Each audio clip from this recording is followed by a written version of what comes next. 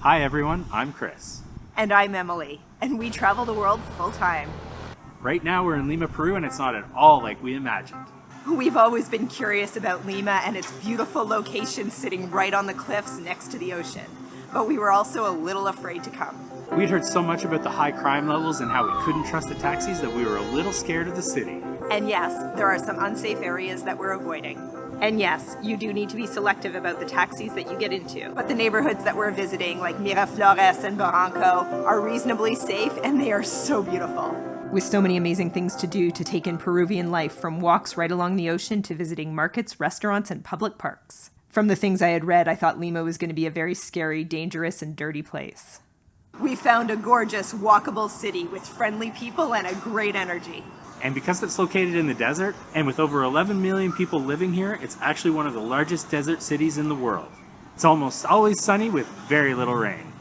Lima is inexpensive, has tons of shopping, green spaces filled with people enjoying the day, and all kinds of food.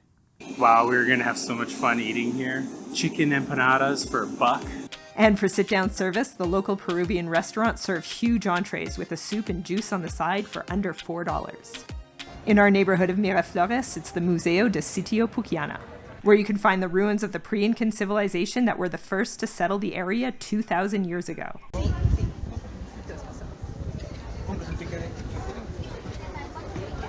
Dos. The area where you wait for the tour has this interesting mural. Looks like the guy was painted facing the wrong way. Pueden tomar fotografías en este tiempo. Los videos no están permitidos.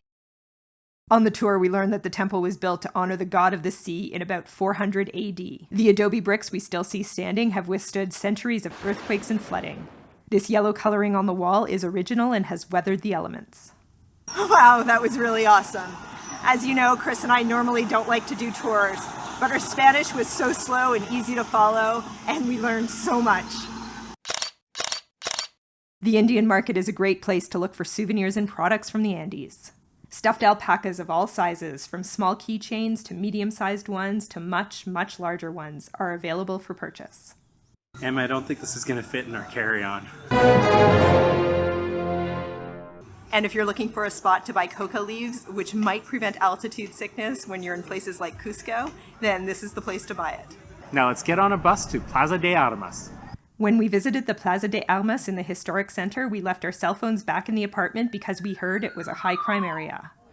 But we stuck to the area around the square and felt more comfortable than we thought we would. To make up for not having our phones to take photos, we bought these postcards. If you're looking for some evening activities, Lima has a great nightlife. The pedestrian-only streets by our Airbnb across from Kennedy Park have so many restaurants and places to relax with a drink.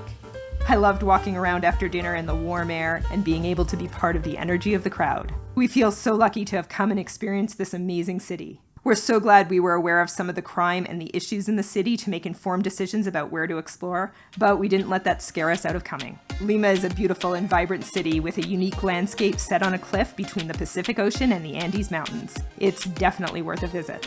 And that's our video for today. We'll see you in our next one as we continue to explore Peru.